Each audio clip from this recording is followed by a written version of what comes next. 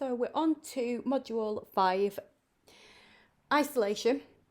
There's also a tutorial attached to this module which you'll need to follow, and you'll probably need to spend 10 or 15 minutes before you do any lashes practicing this bit.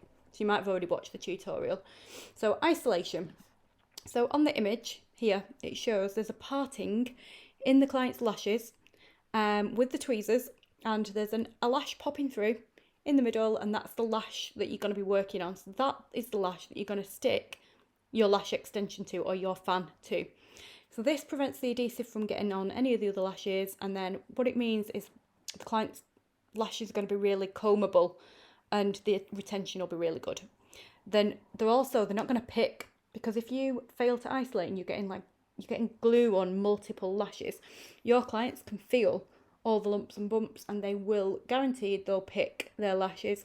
So you need to prevent any lumps and bumps, and need to make the lashes really individual and combable and not lumpy. We don't want lumpy.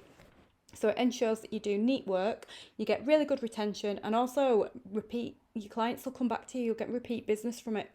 So if you do rubbish lashes, people know, people can tell, and you will have a bad reputation. So you need to do a really good job. Take your time, do it properly.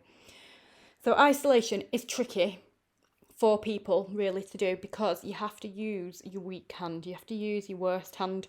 So most people are dominant on one side. So I'm right-handed, so I have to isolate with my left hand. If you're left-handed, you have to isolate with your right hand. So you're using your worst hand, and it is tricky because of that, because you have to be really dexterous and precise, and you're not used to doing it with your least dexterous hand. So that's why isolation's tricky, because you have to use your rubbish hand. So I think we've just gone over this. So lashes, if you don't isolate, they'll feel lumpy. Your client is likely to pick, retention will be poor, they won't be able to comb them, and your client will not return. Sorry, we need to address that typo. So there's an example of, there's one lash there, one false lash, and it's attached to 3 or maybe 4 natural lashes. The client's going to pick that, they won't be able to get a comb through it, and it's going to potentially cause damage as well, so that's not what we do. A few tips on isolation, which is also going to be in the tutorial video. So you've got to choose to hold the tweezers in your weakest hand.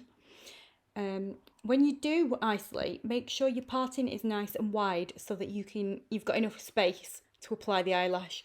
So I do see a lot of people during the learning phase, they isolate and the tweezers are so closed and so close together that they can't get in and put the lash on. So make sure you've got a wide parting in your tweezers. Make sure you rest, not press, rest the tweezers on the under eye pad, and that gives you stability. And make sure that you can hold steady isolation.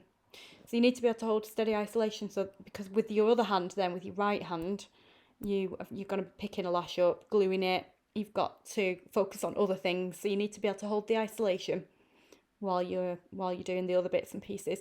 So there is a tutorial, you might have already watched it, but yeah, so practice your isolation for a few minutes and make sure you nail it down. Make sure you're pretty fast as well, because if you're slow at isolating, that also means that you're going to be slow at doing the lash treatment. You want it to be about an hour and a half, not 3 hours for classics. You want it to be about 90 minutes.